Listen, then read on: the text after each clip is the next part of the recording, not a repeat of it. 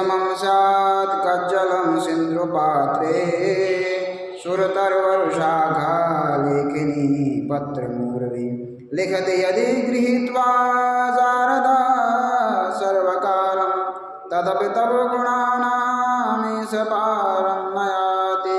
त्वमेव माता च पिता त्वमेव बन्धु च का त्वमेव विद्या द्रवणं त्वमेव सर्वं मम देवदेव।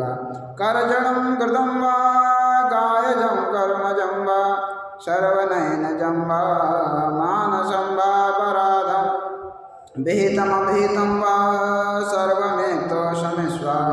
जय जय करुणाब्धे श्री महादेव शंभो।